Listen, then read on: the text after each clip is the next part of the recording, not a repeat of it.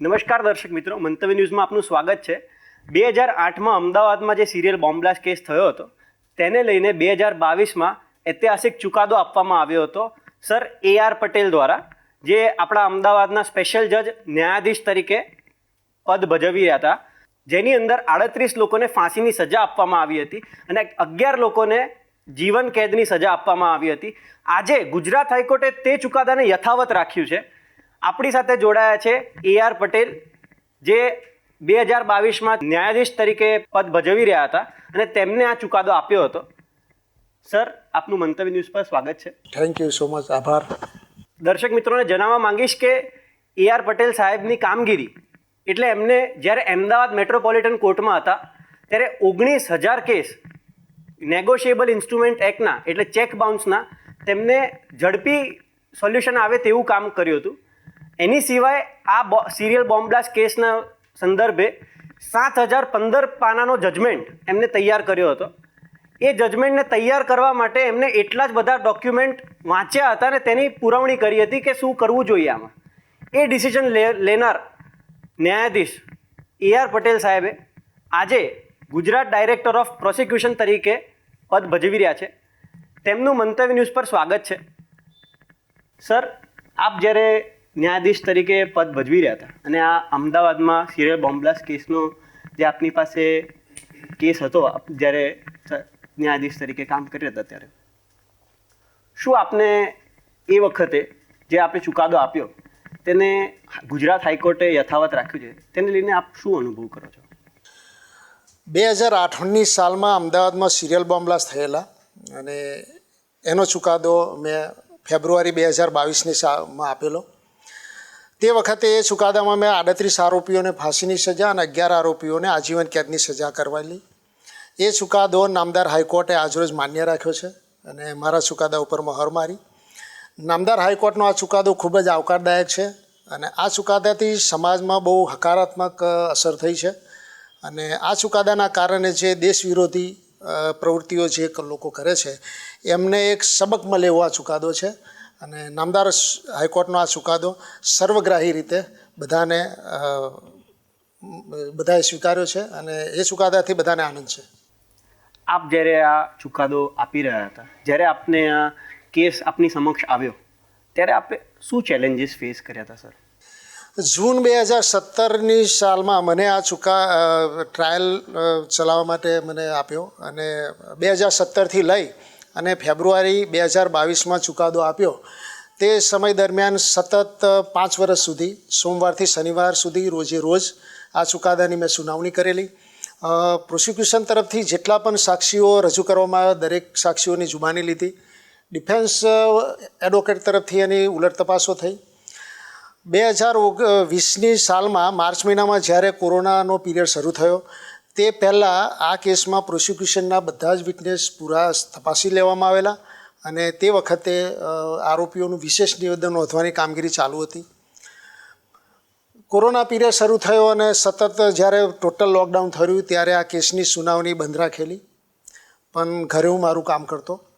ત્યાર પછી જ્યારે આંશિક લોકડાઉન થયું ત્યાર પછી આ કેસની સુનાવણી રોજે રોજ વિડીયો કોન્ફરન્સ દ્વારા શરૂ કરવામાં આવેલી અને બાકીના તમામ આરોપીઓની વિશેષ નિવેદન અમે વિડીયો કોન્ફરન્સ દ્વારા નોંધવામાં આવેલું. હું અને મારો સ્ટાફ અમે રોજ કોર્ટમાં જતા અને ત્યાંથી વિડીયો કોન્ફરન્સ દ્વારા અમે બધા આરોપીઓને અને જે જેલોમાં એ લોકોને રાખવામાં આવેલા એ જેલોને કનેક્ટ કરેલી. આરોપીઓના જે એડવોકેટ હતા એમની ઓફિસે અમે કનેક્ટ કરેલા. પ્રોસિક્યુશનના એડવોકેટોને પણ એમની ઓફિસથી કનેક્ટ કરેલા અને એ રીતે તમામ એડવોકેટ તમામ જેલ કે જે આરોપીઓને રાખવામાં આવ્યા હતા એ દરેક જગ્યાએ વિડીયો કોન્ફરન્સથી કનેક્ટ કરી અને વિશેષ નિવેદન નોંધવામાં આવેલું. ત્યાર પછી આ કેસમાં ડિફેન્સ તરફથી લગભગ ઘણા 250-300 ડોક્યુમેન્ટ રજૂ થયા એ લીધા. ડિફેન્સ તરફથી 8 વિટનેસ તપાસવામાં આવેલા, એ પણ અમે ઓનલાઈન વિડીયો કોન્ફરન્સથી એની જુબાનીઓ લીધેલી અને ત્યારબાદ લગભગ 1.5 વર્ષ સુધી આ કેસમાં દલીલો થયેલી અને અંતે 18 ફેબ્રુઆરી 2022ના રોજ આ કેસમાં મેં ચુકાદો જાહેર કરેલો. આપણે જે આ કેસમાં ચુકાદો જાહેર કર્યો તે આપની જે જર્ની છે, જે આપની આ જે મહેનત છે તે મહેનત આજે રંગ લાવી છે. ગુજરાત હાઈકોર્ટે તે ચુકાદો યથાવત રાખ્યો છે. આની સાથે સાથે બીજા ઘણા બધા રેકોર્ડ છે, જેમ કે 49 લોકોએ, આપણા દર્શક મિત્રોને નહીં ખબર હોય, 49 લોકો એક સાથે સાયમલ્ટેનિયસલી કન્વિક્ટ કરવામાં આવ્યા હતા અલગ અલગ જગ્યાએથી. તેની પ્રોસિજર કેવી હતી?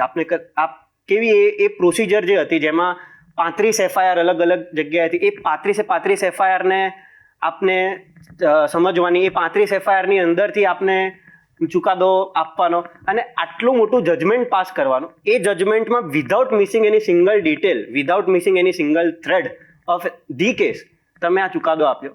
તો એ ખૂબ જ મહત્વનું કામ આપને જે કર્યું છે ને, જે આ બોમ્બ બ્લાસ્ટ કેસને લઈને, તે આજે જે લોકોની મૃત્યુ થયા, એ 50 લોકો, 49, 60 લોકોને જે પરિવાર છે તેમને આજે ન્યાય મળ્યો. તેના કારણે આપની જે મહેનત છે એના કારણે આજે એમને ન્યાય મળ્યો એવું કહી શકાય. અને આ રેકોર્ડ એક હિસ્ટ્રી અને ભારતમાં એક હિસ્ટોરિક કેસ તરીકે બી જાણવામાં આવશે. આપનું શું કહેવું છે આ મુદ્દે કે ભાઈ 35 FIR જે છે એ 35 FIRને જોવાનું, એની અંદર જાણવાનું કે શું શું છે, અને જે કેસ વખતે આપણે જે એવિડન્સ મળ્યા હોય તે વખતે એક હ્યુમન બિંગ તરીકે જે આપણે જોઈએ તો શોક આપણને ફીલ થાય. આપણા શહેરમાં, અમદાવાદ શહેરમાં જ્યારે આવા બોમ્બ બ્લાસ્ટ થયા હોય ત્યારે આપણને એક શોક ફીલ થાય. તે શોક આપને થયો હતો કે શું? અને તેની સાથે સાથે એ શોકને ફીલ કરીને આપણે આપની જે કામગીરી છે, ભલે એ શોક તો ફીલ થાય પણ સાથે સાથે કામ બી તો કરવું પડે ને, એટલે એ કામગીરી આપણે કેવી રીતના કરી? ના, એમાં શોક ફીલ થવાનો પ્રશ્ન નહોતો, કારણ કે જ્યારે આપણને જવાબદારી આપી કે આ કેસનો ટ્રાયલ ચલાવવાનો છે ત્યારે હવે શોકનો કોઈ પ્રશ્ન નથી. કારણ કે પ્રોસિક્યુશન તરફથી જેટલા પણ એવિડન્સ, વિટનેસ એક્ઝામિન કરવામાં આવે એ એક્ઝામિન કરવા જ પડે. પ્રોસિક્યુશન તરફથી જેટલા પણ દસ્તાવેજી પુરાવા રજૂ કરવામાં આવે એ પણ આપણે લેવા પડે. ત્યાર પછી ડિફેન્સ તરફથી પણ જે વિટનેસ રજૂ કરવામાં આવે એ પણ આપણે એક્ઝામિન કરવા પડે. અને ડિફેન્સ તરફથી જેટલા પણ દસ્તાવેજી પુરાવા રજૂ થાય એ પણ આપણે લેવા પડે. એટલે ઓવરઓલ બંને પક્ષના પુરાવા રજૂ કરવાની બંને પક્ષને તક આપવી પડે. અને ત્યાર પછી આપણી કોર્ટ સમક્ષ જે પણ દસ્તાવેજો અને મૌખિક પુરાવા રજૂ થયા હોય એના આધાર ઉપર ચુકાદો આપવાનો છે. એટલે આમાં શોક ફીલ થવાનો કોઈ પ્રશ્ન હોતો નથી. કારણ કે ન્યાયાધીશનું કામ જ એ છે કે બંને પક્ષને પૂરતા પુરાવા રજૂ કરવાની તક આપવી પડે, બંને પક્ષના પૂરેપૂરી દલીલો સાંભળવી પડે, બંને પક્ષને સંતોષ થાય ત્યાં સુધી એમની રજૂઆત સાંભળવી પડે, અને ત્યારબાદ પુરાવો જોઈ અને પછી ચુકાદો આપવાનો હોય છે. આપે જે આ કામગીરી કરી કોવિડ વખતે બી આપે ખૂબ જ મહેનતથી આ કેસને ઉપર તમે કામગીરી કરતા રહ્યા, નોન સ્ટોપ સાંભળતા રહ્યા, ચુકાદો આપવા માટે અલગ અલગ માણસોના જે કોર્ટની અંદર બધા પાર્ટીઝ તરફથી જે ડોક્યુમેન્ટ્સ અને જે એમના એડમિશન્સ હતા એ તમે સાંભળતા રહ્યા.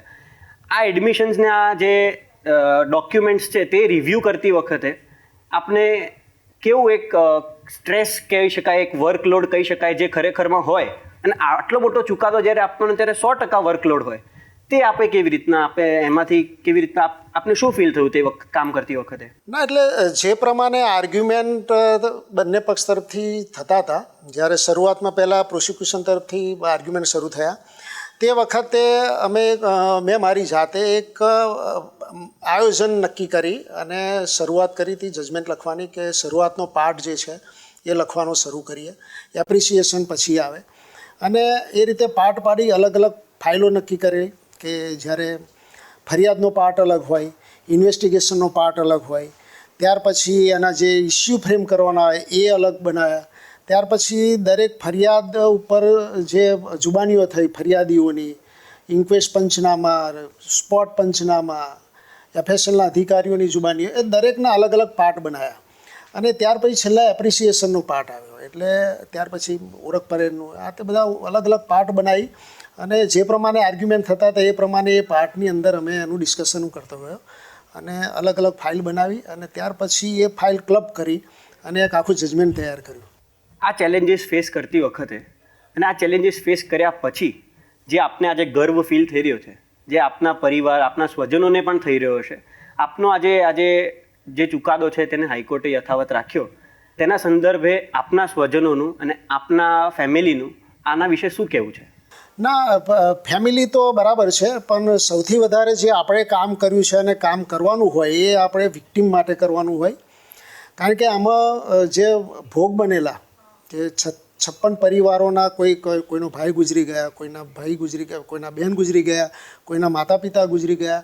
આપણે એ લોકોને જે પરિસ્થિતિમાંથી એ વખતે પસાર થયા છે એ આપણે ધ્યાનમાં રાખવું પડે. જે લોકોને ઇન્જરી થઈ, એ ઘણા લોકો પરમેનન્ટલી ડિસેબલ થયા ગયા, એવી પણ ઇન્જરી થયેલી, એ લોકોને પણ આપણે ધ્યાનમાં રાખવા પડે. કે મારા પોતાના પરિવારની વાત તો બાજુ પર રહી, પણ મારે પહેલાં વિક્ટીમના પરિવારનું વિચારવાનું હોય. સાથે સાથે પ્રોસિક્યુશન તરફથી જે પણ દસ્તાવેજી પુરાવા, મૌખિક પુરાવા રજૂ થયા હોય એની અંદરથી આરોપીઓનું ઇન્વોલ્વમેન્ટ કેટલું છે એ શોધીને કાઢવાનું હોય અને ત્યાર પછી આ નક્કી કરવાનું હોય.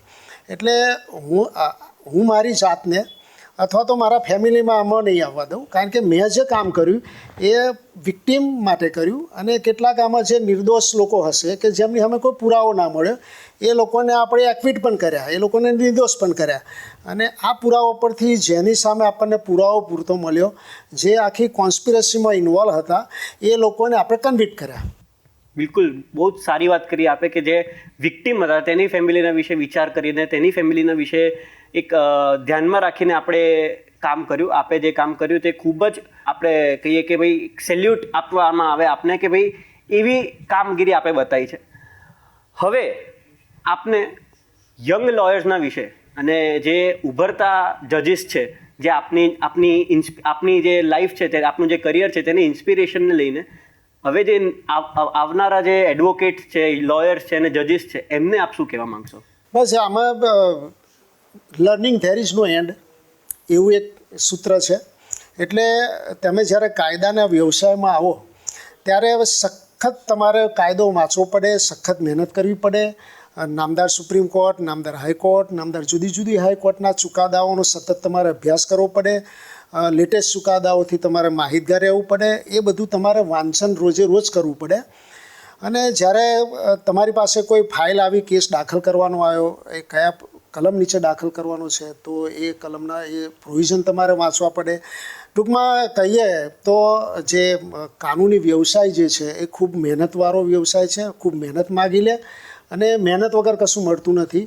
તમે આમાં જેટલા ઊંડા જાઓ એટલું તમને નવું નવું જાણવાનું મળે. કોઈ પણ કલમની તમે વ્યાખ્યા વાંચો, 10 વખત વાંચો તો એ 10 વખત તમને એનો મિનિંગ અલગ અલગ જાણવા મળે. એટલે કાયદાના વ્યવસાયમાં કોઈ પણ વ્યક્તિએ આગળ વધવું હોય તો તમારે કાયદાનો સતત અભ્યાસ કરવો પડે. નામદાર સુપ્રીમ કોર્ટ, નામદાર હાઈકોર્ટ, અલગ અલગ નામદાર હાઈકોર્ટના ચુકાદાઓમાં શું વ્યૂ લીધા છે અને કયા પ્રોવિઝનનું કઈ રીતે ઇન્ટરપ્રિટેશન કર્યું છે, કયા પુરાવાનું કઈ રીતે ઇન્ટરપ્રિટેશન કર્યું છે, એ તમારે સતત વાંચવું પડે. એટલે કાયદાનો વ્યવસાય એ બહુ મહેનત માગતો વ્યવસાય છે. અને હું આશા કરું છું કે નવી પેઢીના જે નવા જે એડવોકેટ્સ છે એમને ખરેખર સતત અભ્યાસ કરવો જોઈએ કે જેથી કરીને આગળ જતાં સારા એડવોકેટ થઈ શકે. બિલકુલ, આપણે જે કામ કર્યું તેને લઈને આપણે જે આટલા વર્ષોનું આપણું જે કરિયર છે એ કરિયર અગર આપણે એવી કઈ એક વાત છે કે આજે તમે આ જગ્યાએ ઊભા છો, તમને આટલો એક્સપિરિયન્સ છે, કદાચ એ એક્સપિરિયન્સ તમને 20 વર્ષના હતા ત્યારે તમને કદાચ મળી ગયો તો તમે ઓર સારું કરી શકતા હોત. જેવા આપણા એડવોકેટ મિત્રો છે કે જજીસ છે જે અપકમિંગ એ વિઝન રાખે છે એ તરફ જોવાનું, તે લોકોના માટે એક એવી કઈ વાત છે કે જે તમે એ 20 વર્ષના કે 25 વર્ષના તે યુવક કે યુવતીને આપવા માંગશો જેથી કરીને એમને કદાચ આ એક્સપિરિયન્સ મળે તો એ આગળ સારી રીતના કામ કરી શકે? કોઈ પણ વ્યક્તિ જ્યારે એવું નક્કી કરે કે મારે કાયદાના વ્યવસાયમાં જવું છે, પછી જ એની ખરી મહેનત શરૂ થાય. કે કાયદાના વ્યવસાયમાં આવ્યા પછી સવારે કોર્ટમાં ગયા, આખો દિવસ કોર્ટમાં બેઠા, કેસ ચલાવ્યો, 1-2 કેસ હોય ચલાવીને પાછા આવ્યા, એવું નથી. તમારે કાયદાના વ્યવસાયમાં આવો એટલે સતત તમારે કોર્ટ એટેન્ડ કરવી પડે. કોર્ટમાં જે સિનિયર વકીલ સાહેબો હોય, જજ સાહેબ હોય, તે વકીલ સાહેબો કોર્ટ સમક્ષ કેવી રીતે રજૂઆત કરે છે એ પહેલાં શીખવું જોઈએ. કોર્ટનું ડેકોરમ મેન્ટેન કરતાં શીખવું જોઈએ. કોર્ટ સામે કેવી રીતે તમારું વર્તન રાખવું જોઈએ, કોર્ટ સાથે તમારો કેવો વ્યવહાર હોવો જોઈએ, એ બધું બેઝિક છે, એ તમારે પહેલાં શીખવું પડે. અને ત્યાર પછી જ તમે સારા લોયર તરફ પ્રયાણ કરી શકો. જ્યારે તમારો બેઝિક જ ના હોય બરાબર તો પછી તમે એક સારા લોયર ના થઈ શકો. પહેલાં તો તમારે એક સારા લોયરના ત્યાં પ્રેક્ટિસ શરૂ કરવી પડે. એ લોયરની ઓફિસમાં શું ચાલે છે, શું નથી ચાલતું, કઈ રીતના કેસો લે છે, કયા કેસોનું ડ્રાફ્ટિંગ કેવી રીતે કરે છે, કેસો તૈયાર કરીને ફાઇલિંગ કેવી રીતે કરે છે, પછી એ કોર્ટમાં જ્યારે જજ સાહેબ સમક્ષ એ ફાઇલ મુકાય ત્યારે તમારું પ્રેઝન્ટેશન કેવું હોવું જોઈએ, એ બધી પરિસ્થિતિ, એ બધા જે વસ્તુઓ છે એનું તમારે બહુ બારીકાઈથી ધ્યાનમાં રાખવું પડે. અને જુનિયર વકીલ સાહેબોએ આ ધ્યાનમાં રાખવાનું છે, શરૂઆતના 2-5 વર્ષ આ શીખવાનું છે. અને આ બધું શીખી જાય ત્યારે પછી એ વકીલ સાહેબને જીવનમાં ખૂબ આગળ જવાનો મોકો મળે અને એની પ્રગતિ થાય. બાકી જો શરૂઆતના તબક્કે જો આ બધું ના શીખવામાં આવે તો પછી એ સારા વકીલ તરીકે છાપ ઊભી નહીં કરી શકે. બિલકુલ સાચી વાત છે. જે નવા યંગ લોયર્સ છે તેમનું વિઝન હાઈકોર્ટ તરફ હોય છે, તો એવા લોયર્સને આપ શું કહેવા માંગશો કે કેમ નીચેના લોઅર કોર્ટમાં બી શીખવા જવું પડે અને નીચે લોઅર કોર્ટમાં જે શીખવા મળે છે તે કદાચ હાઈકોર્ટમાં ના મળતું હોય, એવું એના વિશે આપને શું કહેવું છે?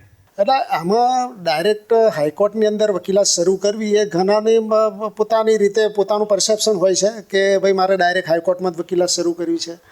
પણ હું એવું માનું છું કે તમે વકીલાતનો વ્યવસાય જ્યારે શરૂ કરો ત્યારે નીચેના ગ્રાઉન્ડ લેવલથી એટલે કે તાલુકા કોર્ટથી શરૂ કરો. તાલુકા કોર્ટમાં 1-2 વર્ષ રહો એટલે ત્યાંનો અનુભવ મળે. પછી સેશન્સ કોર્ટમાં જાઓ, સેશન્સ કોર્ટનો 1-2 વર્ષનો અનુભવ મળે. અને ત્યાર પછી જો તમે હાઈકોર્ટમાં વકીલાત કરવા જાઓ તો તમને બહુ ઇઝી પડશે કે નીચે પરિસ્થિતિ કેવી હોય છે, નીચે ફાઇલિંગ કેવું હોય છે, નીચે કઈ રીતે સબમિશન થતા હોય, નીચે કઈ રીતે કેસ ચાલતા હોય, એ તમને વધારે ખ્યાલ આવે. એટલે ઘણા લોકો પોતાની રીતે ડાયરેક્ટ હાઈકોર્ટમાં નવા વકીલો પ્રેક્ટિસ કરવા જાય છે. ઇટ્સ ઓકે કે એ જાય, બરાબર છે. પણ હું એવું માનું છું કે નીચેથી જ્યારે ઉપર જાય ને, કારણ કે એક છોડ જ્યારે રોપીએ ત્યારે નાનો હોય પછી ધીરે ધીરે મોટો થાય. એટલે એવું આ આપમાં પણ છે કે તમે શરૂઆતના તબક્કેથી નીચેથી ગ્રાઉન્ડ લેવલથી શીખીને જાઓ તો ઉપર તમને કોઈ વાંધો ના આવે. બિલકુલ સાચી વાત છે. બીજું સાહેબ, આ કેસના સિવાય હું આપને એવું પૂછવા માંગીશ કે એવી કયો એક કેસ છે જે અમદાવાદ બોમ્બ બ્લાસ્ટ સિવાય છે જે આપના મગજમાં ને આપને એવો એક કેસ કે ભાઈ જે યાદ રહી ગયો, એ આપના જે કરિયરમાં આપે જે ચુકાદો આપ્યો એમાં આની સિવાય એવો કયો કેસ છે જે તમને રાત્રે પડે ને પણ યાદ આવે કે આ કેસ બહુ જોરદાર હતો? હા, એટલે જ્યારે ગોધરામાં સાબરમતી ડબ્બો જ્યારે ઇન્સિડન્ટ બન્યો, સાબરમતી ડબ્બાવાળો, એ કેસ પણ મારી જોડે હતો. તે વખતે હું રેલવે મેજિસ્ટ્રેટ તરીકે મારું પોસ્ટિંગ થયેલું અને એ કેસની શરૂઆતની કમિટલ સુધીની તમામ પ્રક્રિયા મેં કરેલી. એટલે એ કેસ પણ મને કમિટલ સુધીનો કાર્યવાહી કરવાનો મોકો મળેલો. ત્યાર પછી ભાવનગરમાં જ્યારે હું હતો ત્યારે લોકલ ગેંગસ્ટરોનો કેસમાં એ પણ બહુ ચકચારી ચુકાદો હતો ત્યાંનો આપેલો મેં, એટલે એનો પણ એક મને લાભ મળ્યો. ત્યાર પછી છેલ્લા સિટી સિવિલ કોર્ટની અંદર આપણું જે કેન્ટોનમેન્ટ છે અમદાવાદનું, એ કેન્ટોનમેન્ટની અંદરની ગુપ્ત માહિતીઓ 3 છોકરાઓ, 2 અમદાવાદના અને 1 જોધપુરનો, 3 છોકરાઓ પાકિસ્તાનમાં ISIને મોકલતા હતા. અને તે વખતે બાતમીના આધારે પોલીસે કમ્પ્લેન રજીસ્ટર કરી અને ત્યાર પછી એ લોકોને ઇન્વેસ્ટિગેશન કર્યું.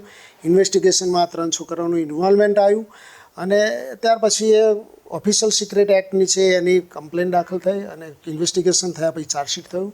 એટલે એ કેસનો ચુકાદો પણ મેં આપેલો હતો. એટલે એ પણ એક મને બહુ સારો એક્સપિરિયન્સ મળ્યો. એટલે આ 3-4 ચુકાદા જે છે મારા માઇન્ડમાં બહુ ફિટ છે અને એ ચુકાદા આપવાનો મને મોકો મળ્યો. ખૂબ સરસ વાત છે. સર, આજે અમદાવાદ બોમ્બ બ્લાસ્ટ કેસ છે એમાં દર્શક મિત્રોને આપ જણાવશો કે 38 લોકો છે તેમને ફાંસીની સજા મળે છે પણ 11 લોકો છે તેમને ખાલી લાઈફ ઇમ્પ્રિઝનમેન્ટની સજા મળે છે, તે કેમ? એમાં દરેક આરોપીનો રોલ જોવો પડે, દરેક આરોપીની દરેક ગુનામાં ભૂમિકા જોવી પડે. અમદાવાદની અંદર 23 જગ્યાએ બ્લાસ્ટ થયેલા અને સુરતની અંદર 29 જગ્યાએ પ્લાન્ટેશન થયેલા. હવે આ જે બનાવો બન્યા એમાં દરેકનું દરેક જગ્યાએ ઇન્વોલ્વમેન્ટ નહોતું. અમુક માણસો શું કરતા હતા એ ખબર બીજાને ના હોય. એટલે જ્યારે આમાં કોન્સ્પિરસીમાં જે માણસો હતા અને જે માણસો આરોપીઓ સામે જે કોન્સ્પિરસીનો પુરાવો આવ્યો એમને આપણે ફાંસીની સજા કરેલી. અને જેને થોડોક ભાગ ભજવેલો હતો કે સાયકલ ઉપર બોમ્બ લગાવી અને એક જગ્યાએ પોસ્ટ કરી આવ્યા અને પછી એ જતો રહ્યો. હવે એ બોમ્બ કોને બનાવ્યો, કોણ હતું ઇન્વોલ્વમેન્ટ, કોને કોન્સ્પિરસી કરેલી, કોને આયોજન કરેલું, એના વિશે એને ખબર નથી. એટલે એને લાઈફ કરેલી અને જે કોન્સ્પિરસીમાં હતા એને આપણે ફાંસીની સજા કરેલી. બિલકુલ. આપનો જે આ ડિસિઝન હતો કે આટલા લોકોને ફાંસીની સજા આ પ્રમાણે આપવી જોઈએ, તે ખૂબ જ એક કહેવાય ને કે એક એક્સપિરિયન્સ્ડ જજ તરીકે આપને એક દર્શાવે છે, એક પરસેપ્શન દર્શાવે છે કે આપ ખૂબ એક્સપિરિયન્સ છો આ વસ્તુને, કે આપને શું સમજ છે કે ભાઈ આટલા લોકોને ફાંસીની સજા ના આપવી જોઈએ ને આટલા લોકોને ફાંસીની સજા કમ્પલસરી આપવી જોઈએ એમનું જે કાર્ય છે એના પ્રમાણે. તે ખૂબ જ સરસ વાત છે.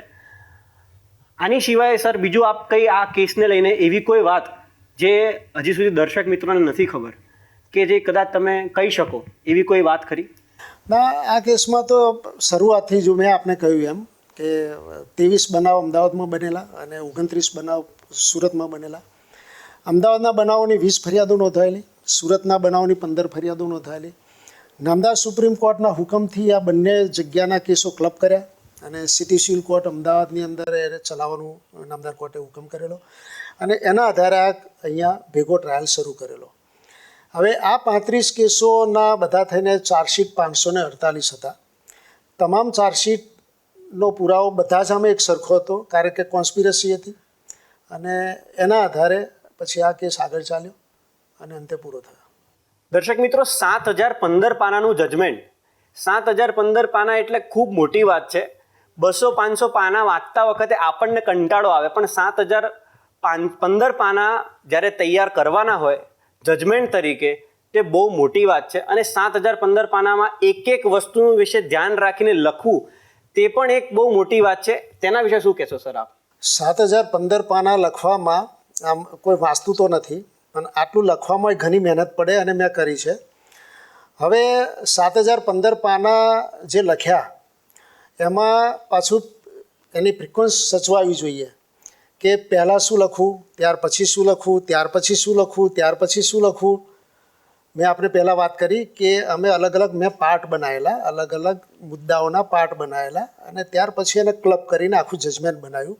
એટલે પહેલો ફરિયાદનો પાર્ટ આવે, પછી ઇન્વેસ્ટિગેશનનો પાર્ટ આવે, પછી ચાર્જશીટનો પાર્ટ આવે, ચાર્જશીટ કોર્ટમાં દાખલ થાય, પછી કમિટલ પ્રોસિડિંગનો પાર્ટ આવે, ત્યાર પછી ઇસ્યુ ફ્રેમનો પાર્ટ આવે, પછી કયા કાયદા નીચે કઈ કલમો નીચે ગુનો બન્યો છે એ પાર્ટ આવે, ત્યાર પછી જે ઇન્સિડન્ટ બન્યા હતા એને રિલેટેડ જે જુબાનીઓ આવી હોય સાક્ષીઓની એ લેવાની હોય, ત્યાર પછી એની સાથે સાથે ડોક્યુમેન્ટ જે રજૂ થયા એ લેવાના હોય, પછી એફએસએલના પુરાવાનો પાર્ટ આવે, પછી અલગ અલગ કાયદા નીચે જે સેન્કશનો આપેલી હોય સરકારે એ સેન્કશનનો પાર્ટ લેવાનો હોય, પછી એક્ઝિક્યુટિવ મામલતદારો સમક્ષ જે ઓળખ પરેડ થયેલી હોય એ એક્ઝિક્યુટિવ મેજિસ્ટ્રેટનો પુરાવો લેવો પડે અને છેલ્લા દરેક આરોપીનો કયા ગુનામાં કયા બનાવમાં કેટલો રોલ છે એ લેવું પડે.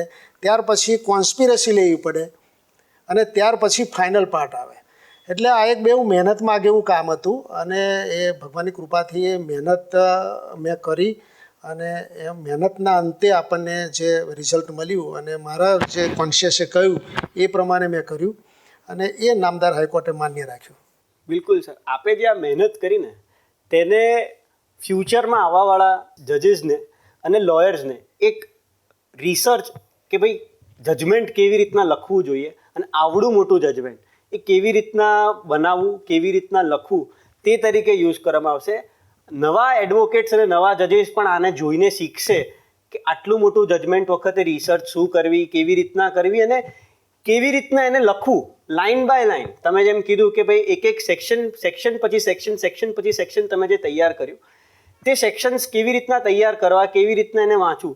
આ 7015 પાના કદાચ કોઈ વાંચશે પણ નહીં, પણ જે જ્યારે વાંચશે ને ત્યારે એને ખરેખર સમજાશે આપે જે મહેનત કરી છે ને તે કેટલી ડીપ રિસર્ચ માંગે છે ને તે કેટલી ડીપ આપને સમય લે છે, તે કેટલું એક સ્ટ્રેસફુલ કામ છે આટલું લાંબુ લખવું ને તૈયાર કરવું.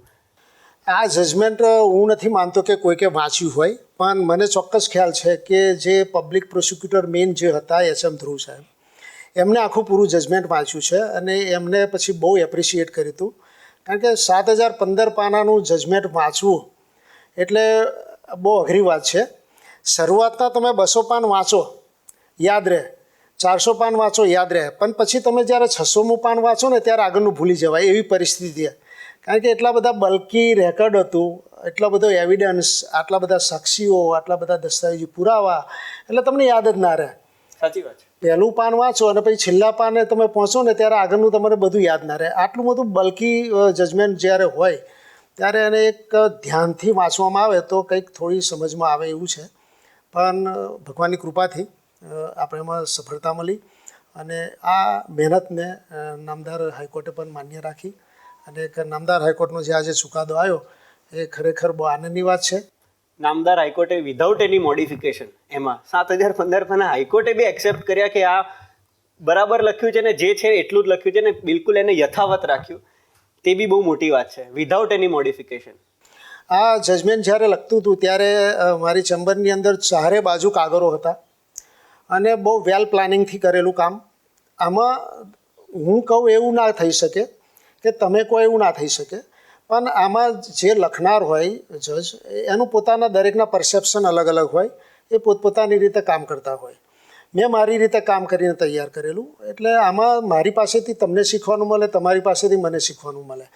પણ મેં જે મારી રીતે તૈયારી કરી હતી અને જે જજમેન્ટ બનાવ્યું અને જે જજમેન્ટ આપ્યું એ મારી રીતે મેં આપ્યું.